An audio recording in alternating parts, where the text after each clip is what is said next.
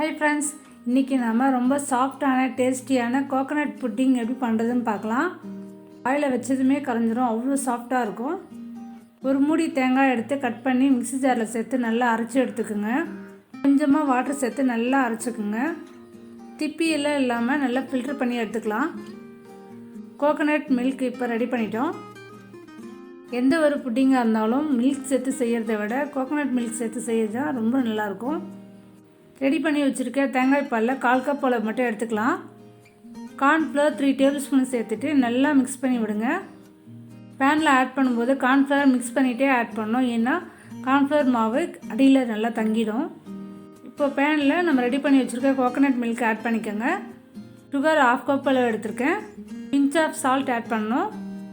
Sugar நம்ம coconut milk எவ்வளோ எடுக்கிறோமோ அதுக்கேற்ற மாதிரி இங்கே ஆட் பண்ணுங்கள். லோ ஃப்ளேமில் குக் பண்ணுங்கள். கோகோனட் மில்க் இப்போ கொதித்து வரும்போது நம்ம மிக்ஸ் பண்ணி வச்சுருக்க கார்ன்ஃப்ளவர் எடுத்து ஆட் பண்ணிக்கலாம். கார்ன்ஃப்ளவர் சேர்த்ததும் லோ ஃப்ளேமில் வச்சுட்டு நல்லா குக் பண்ணுங்கள்.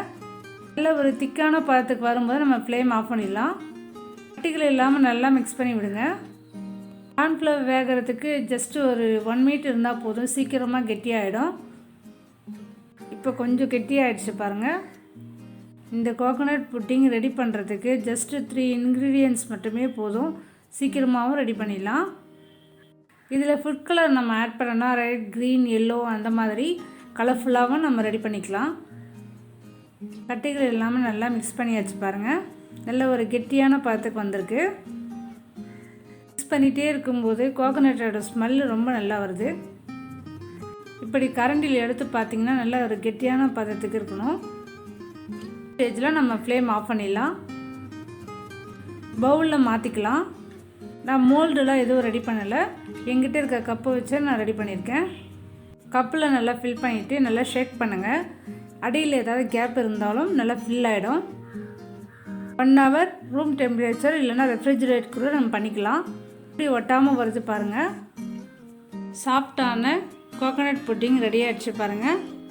ஷேக் பண்ணும்போதே நல்லா ஆடுது பாருங்கள், அந்தளவுக்கு சாஃப்டாக இருக்குது. இந்த கோகோனட் புட்டிங் உங்களுக்கு பிடிச்சிருந்தா நம்ம சேனலுக்கு சப்ஸ்கிரைப் பண்ணுங்கள். தேங்க்ஸ் ஃபார் வாட்சிங்.